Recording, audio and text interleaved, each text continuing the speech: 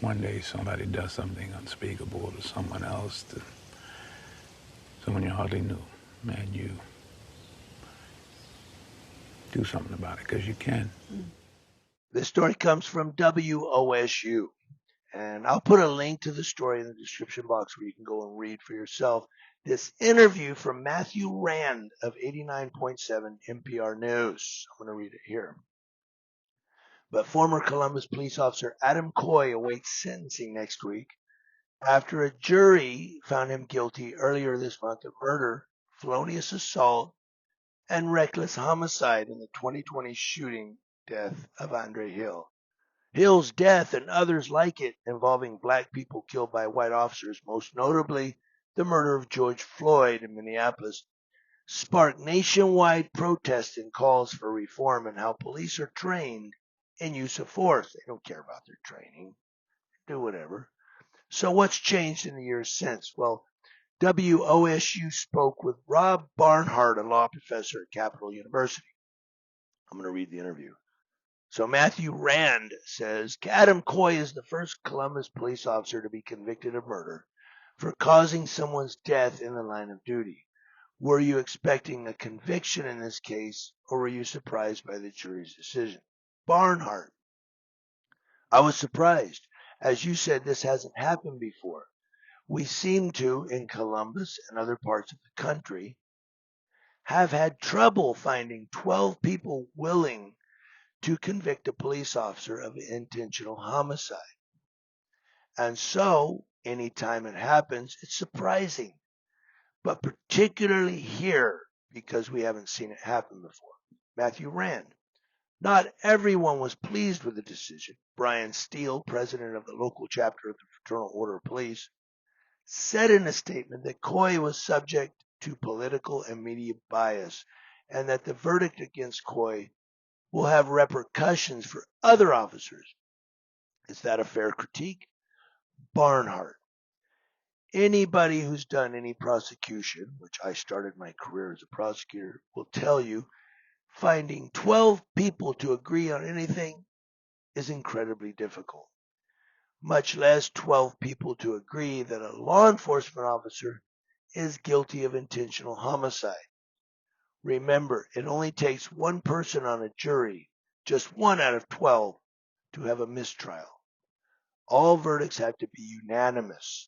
Also, in this case, the jurors had the potential option of reckless homicide, sort of almost like a compromise verdict, and didn't choose to take it. So I don't find that in this case to be a particularly fair critique. Matthew Rand: the Columbus Division of Police took steps to implement change in the wake of Hill's killing. Coy himself was fired.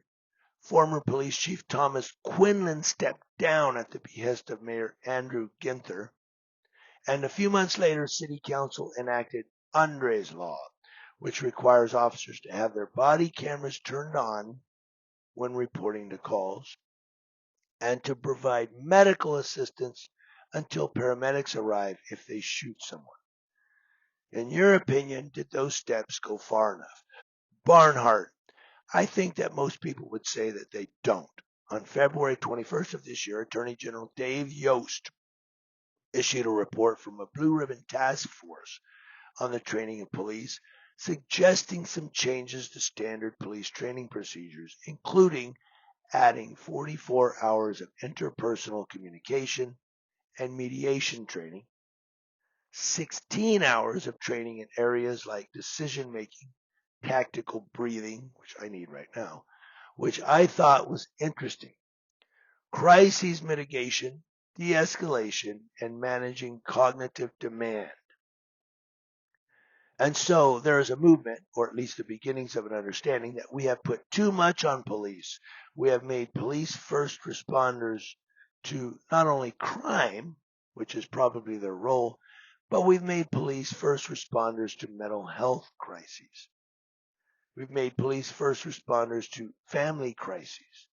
And I don't think it's unfair to reflect upon the cognitive load that we have put upon law enforcement officers and suggest that even if you think the structure of the carceral state is a problem, that we're also asking too much.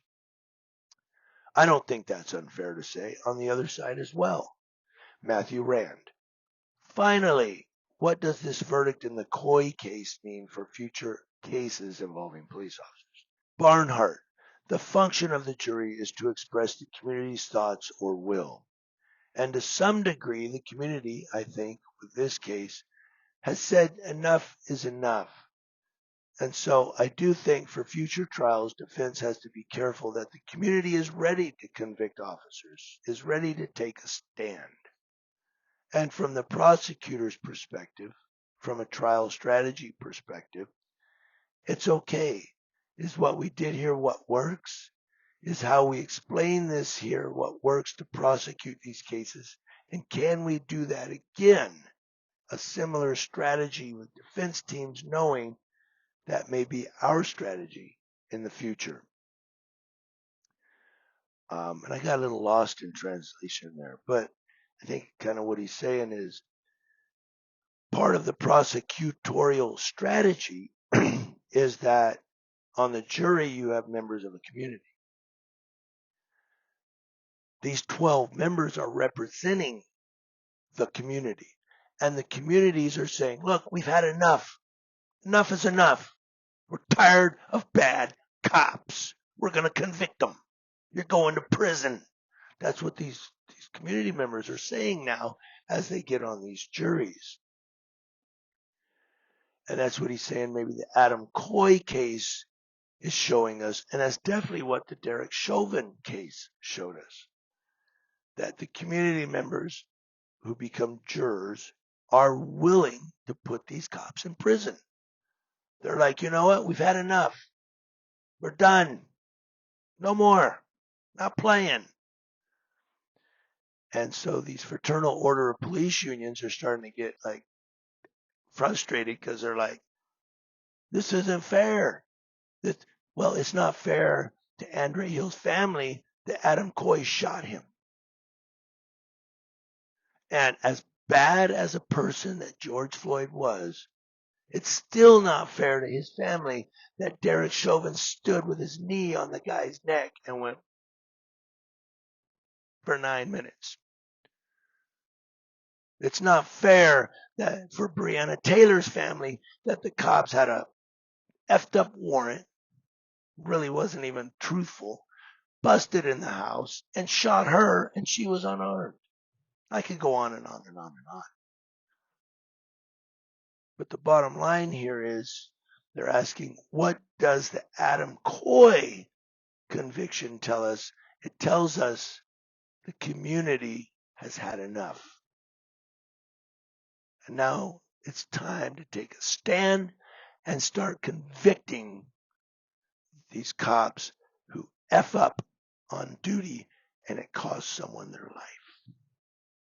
You say, the cop, he just, if a surgeon does it, he gets sued for malpractice and fired. If a cop does it, well, it's just part of the job.